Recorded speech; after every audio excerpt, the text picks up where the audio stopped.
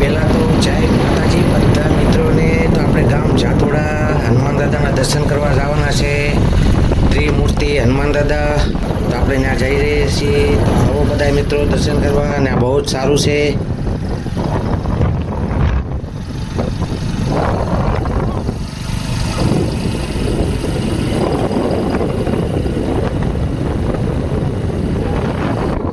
આપણે પૂરી ગયા છીએ હનુમાન દાદાના મંદિરે. જો મંદિર આવી ગયું છે. હવે બધા મિત્રો વિડીયોમાં બનાવી રહેજો. આપણે આખા મંદિરના દર્શન કરાવવાના છે. બાપુની સલાહ પણ લેવાની છે. એ આખી જૂની કહાની પણ કહેશે આપણને.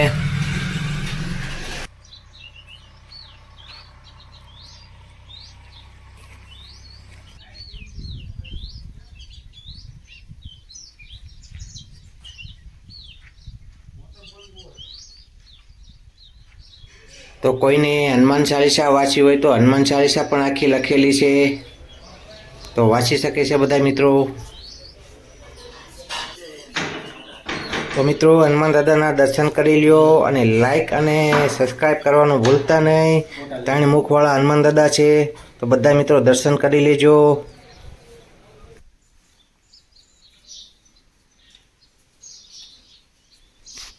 અમારે પ્રતિકભાઈ પણ હનુમાન દાદાના દર્શન કરવા આવ્યા છે હારે, તો દર્શન કરે છે. જય હનુમાન દાદા. પગે લાગી લ્યો પ્રતિકભાઈ. જય હનુમાન દાદા.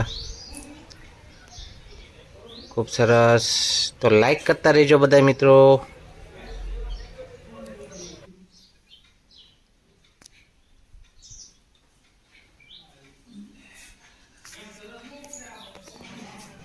તો આપણે મંદિર વિશે થોડીક માહિતી લેવી કે કેટલું જૂનું મંદિર છે. તો બાપુ પાસે આપણે માહિતી લઈ લેવી થોડીક.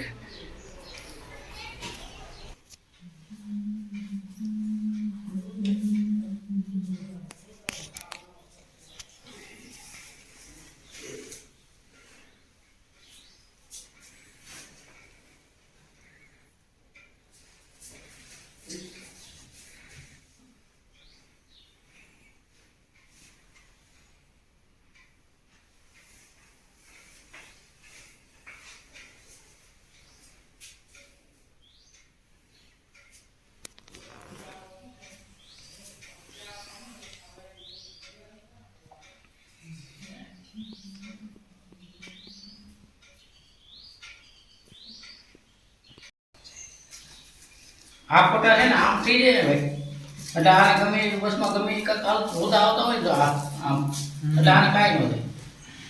અમારે પાર્સલ આવે છે મુંબઈથી.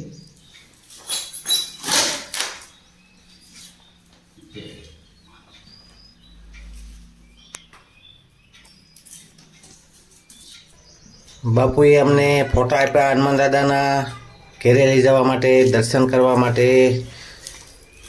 તો જો હનુમાન દાદાનો મસ્ત ફોટો આપ્યો છે દર્શન કરવા માટે. તો બાપુ આપણને હવે કહે છે મંદિર વિશે વાત કરશે હવે આપણને. તો આપણે જાણવીએ એની વાત. આપણે નાની વાટકી લે ત્યારે એ કોઈને વિસી ગયું હોય, પડકું ગયું હોય તો એ સારું થઈ જતું, કોઈને સડતું નહીં. મને 11 વાગે વિસી કવડ્યો ને, મારે ગામમાં નહોતું જવું પડ્યું. બોલો, આ વિસી કવડ્યો તો હું આ ખૂણે જ બેઠો હતો. મને વિસી કવડ્યો કોઈને ક્યાંય જવું નથી પડ્યું. અને અહીંયા આ બાપુને આપણે આ બાપુ છે અશોક બાપુ છે ને, એ વીવડીના ઠવી વીવડી. હા નહીં, આ મોરબાવી વીવડી. આ મોરબાવી કાકડીયા.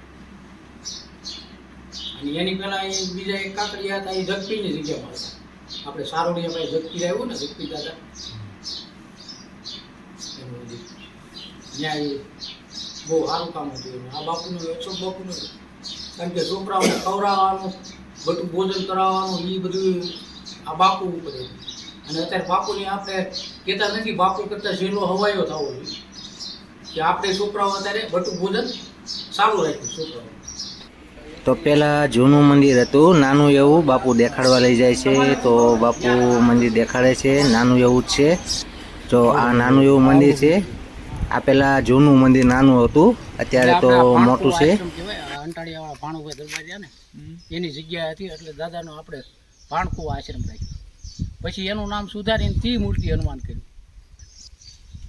રાડાની ઝૂંપડી કરીને અને રહેતા હતા ને આ ઝાડવા ઉપર આમ હિંચકા જેવું કરીને ઊભા રહેતા અને પછી ઊભા પગે એણે સપ્તાહ કરી બાપુએ, જેણે પોતે સપ્તાહ વાંચી હતી બાપુએ, દયારામ બાપુએ. અંદર ફોટો બતાવવા વર્ષો થઈ ગયા અને એનો તારીખ આપણને યાદ નથી, હું પૂછી દઉં, કોઈ જૂના માણસો હોય ને એને ખબર હોય વધારે.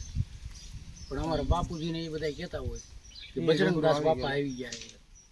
બાવળિયા નીચે બાપુએ તપ કર્યું ને એની અંદર બાવળિયાની અંદર કાંટો એકેય નથી હતા, એટલું એનો એ તપની નિશાની હું તમને મોકલી, તમે જાજો ત્યાં બાપુ વિશે ત્યાં. એવું હોય તો કહેજો, હું આવે યાર.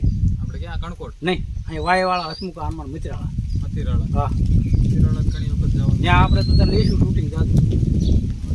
આપણે ઓલા પણ કૃષ્ણગઢ એ રીતે છે ને, હા, હા જોગાણી. હા, જોતાણી હમણાં કમલદાસ બાપુ ત્યાં લીધું હતું. એવું નથી ગયો આપણે તેથી મેં કીધું નહીં, આપણે ઓલા કામમાં ને એમાં રહી ગયા. પછી આ બાપુની મૂર્તિ બી આવી. આ બાપુ હતા ને પેલા, આ અશોક બાપુ છે. અશોક બાપુની મૂર્તિ બી આવી.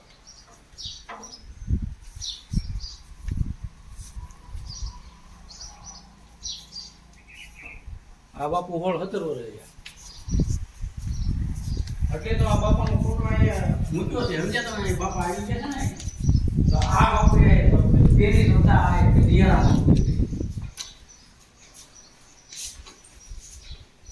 ત્યારથી આ અખંડ દીવો ચાલુ છે આપણે આ પાણતો હાઈસ્કૂલમાં. આ બાપુ રહ્યા ને દિયાળા બાપુ, અને એની બાજુમાં બેઠા પ્રીતમદાસ બાપુ, અને ઓલી બાજુ બેઠા ને એ આપણે કળકોટના રાઘવદાસ બાપુ,